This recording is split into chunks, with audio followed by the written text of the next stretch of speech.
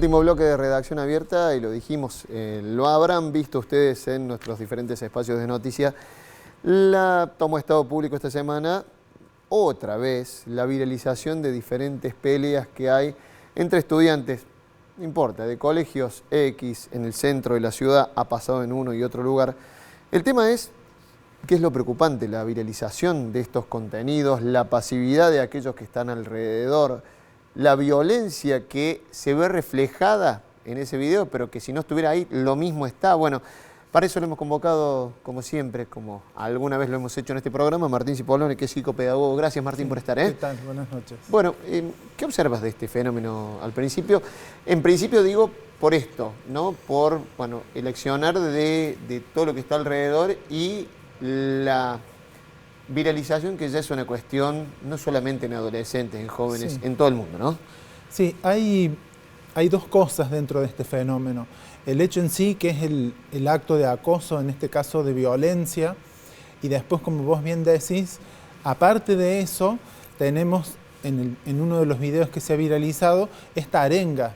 Golpele la cabeza, hacele esto, hacele lo otro. Lo cual te da una pauta de que esto ha sido como, hasta como premeditado, se podría decir. Y se le suma esta cuestión de que hay alguien que filma y que encima lo comparte, ¿no? Entonces, es como que cada vez este fenómeno de acoso escolar, que se llama, porque se da en el alrededor de una escuela, va tomando cada vez más aristas y acorde a todo lo que pasa en la sociedad se va reproduciendo en las redes sociales, lo cual eso trae como consecuencia que muchos chicos lo vean como un recurso para poder utilizarlo. Bueno, hay algo preocupante ahí, ¿no? Ahí hay algo preocupante y yo creo que es esta falta de diálogo. Esta falta de diálogo en la familia, en la escuela, entre los compañeros, entre el grupo de amistad. Esto no es un fenómeno que uno lo puede definir desde un solo parámetro. Claro. Por eso uno, cuando habla de acoso escolar o de estas problemáticas, apela al tema de la complejidad. De esta misma forma, al ser un caso muy complejo, que no es lo mismo que sea complicado, digo, al ser muy complejo, entonces requiere de distintos profesionales. Bueno, entonces, y ahí viene también un poco las cosas que le exigimos a la escuela, ¿no? Sí. Me parece. Vos marcaste que hay varias patas en esto, digo, pero le exigimos intervención a la escuela, sea adentro, sea afuera. Sí. El resto, ¿qué hacemos, no? Sí, la escuela es como, siempre termina siendo como la más bastardeada de todo, porque siempre la culpa cae en la escuela. Pero digo, para que esto se manifieste en la escuela, uno tiene que poder ver a dónde nació el problema. Si fue en la escuela, si fue en la casa, si fue personal, si fue por las redes. Y la escuela termina siendo como ese lugar en común donde se ponen en juego todas estas tensiones y generalmente explotan. Si no explotan en la escuela, explotan en la familia. Vos decías diálogo. Sí. Diálogo que tiene que haber de la familia, diálogo que tiene que haber en la escuela. Sí. Muchos docentes, a ver, son más contemporáneos, otros, bueno, no están tan al tanto del fenómeno de las redes sociales, entonces, digo, ¿qué elementos tienen para laburar esto en el aula? Que es interesante que se trabaje, ¿no? Sí, mira, con respecto a esto que decís, yo creo que ya es hora de que también se cambie este discurso. Nosotros no sabemos qué hacer, nosotros no podemos hacer nada, porque hemos visto recién, la licenciada Cohen planteó todo lo que hay a nivel de la provincia para el tipo, en ese caso ella habló de sí, abuso en el primer sexual, bloque cuando hablamos de abusos. Sí. Pero también hay muchísimos programas de convivencia escolar en la provincia que apuntan a tratar de reducir estos fenómenos de acoso escolar, que en otros países se le llama bullying. Básicamente lo que hay que hacer es poner un freno a esto. ¿Cómo se pone el freno a esto? Cuando ya la palabra deja de estar presente y empieza el acto, empieza el cuerpo a actuar. Bueno, justamente poniéndole palabras. Me parece que hay que nombrar, hay que hablar de esto, hay que reflexionar sobre esto para poder... hay un autor que habla de sobre lo que ya está construido, hay que deconstruirlo para reconstruirlo. Y yo creo que este vínculo pedagógico que hablamos y que está presente en la escuela se tiene que redefinir de acuerdo a los parámetros de la adolescencia de hoy, ¿no? De cuando el maestro era adolescente. que quizás el maestro, el profesor espera una actitud de sus estudiantes acorde a la adolescencia de él. Y en realidad sabemos que hay muchísimos cambios. Entonces, el diálogo tiene que estar de los dos lados, de parte de los estudiantes y de parte del profesor. Me parece, como profesor también que soy lo digo, uno tiene la posibilidad de abrir el diálogo a estas problemáticas. Entonces la preguntarle cómo están, si están bien, brindarle un ambiente a cada estudiante propicio para que se sienta cómodo y pueda poner la palabra al alcance de todos. Vos decías recién, hay elementos para Sí. trabajar, están accesibles. Sí.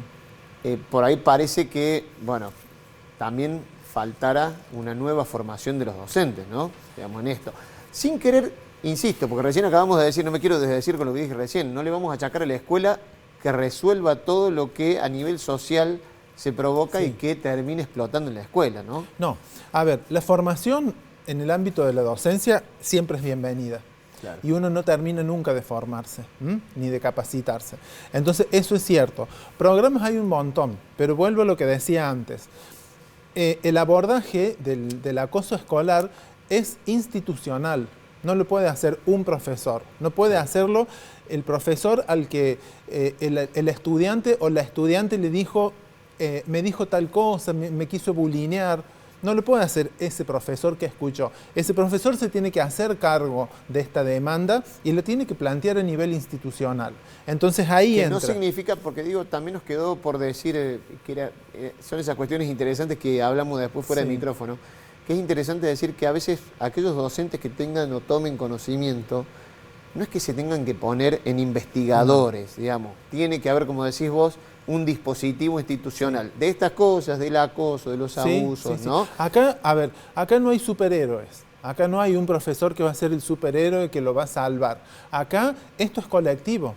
Un docente que escuchó esta demanda tiene que hablar con su equipo directivo, el equipo directivo hablará con el resto de los docentes, hablará con algún programa que la provincia ofrece, vendrán los especialistas de la provincia a dar un taller, una capacitación para los profesores, harán algún ejercicio, algún taller para con el resto de los estudiantes.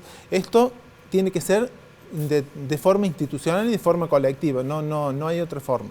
Mira, uno también de nuestros invitados que suele ayudarnos a entender estas cosas en este programa es Pablo Cardoso Herrera, que es especialista en ciberseguridad. Pablo, no me queda mucho tiempo, pero quería tener tu opinión sobre todo, teniendo en cuenta que acá hay, digamos, para desglosar varias cosas. Una es la violencia de estos videos, pero otra es la viralización y la reproducción una y otra vez. ¿Cómo lo analizas vos?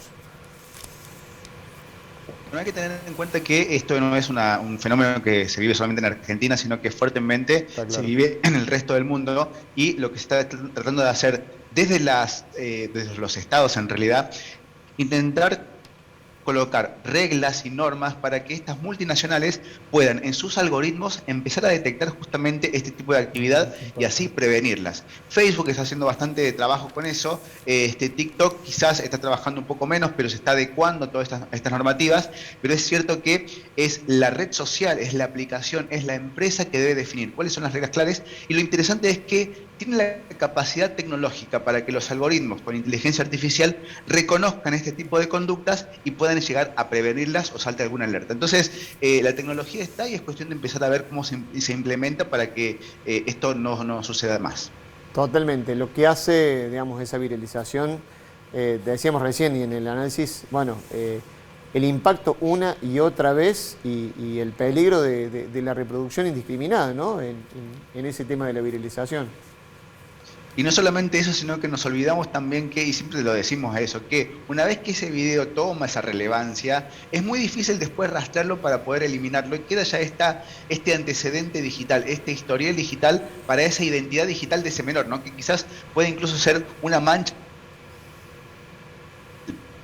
principio justamente para... Yo siempre digo lo mismo, en una empresa o en una organización estatal o no gubernamental, la ciberseguridad tiene un componente muy grande que es la concientización del usuario, sobre todo para prevenir estafas, sobre todo justamente para proteger los equipos y demás. Es fundamental, incluso lo vemos, que invierten mucho dinero las empresas y los estados para la concientización de los usuarios dentro de esa organización. Es exactamente lo mismo que pasa en la sociedad. Si nosotros como papás, como mayores, e incluso como los niños, no estamos conscientes de que el peligro que existe a través de esa exposición con mi identidad digital, no hay ciberseguridad que alcance. Entonces, es un componente muy grande más allá de los artefactos que podemos llegar a tener tecnológicos, la concientización del usuario, que son en este caso los menores, ¿no? Gracias, Pablo, como siempre, por sumarte, por hacer este aporte. Te mando un abrazo. Pablo Cardoso Herrera, especialista en ciberseguridad, Martín Cipollone, psicopedagogo, muchas gracias, no nos queda más tiempo, pero la verdad que es interesante poder hablar de estos temas. Nosotros nos vamos, volvemos mañana con más Redacción Abierta, quédense porque ya en la pantalla del 10 llega 40D, Argentina en democracia. Chau, hasta mañana, gracias por estar ahí.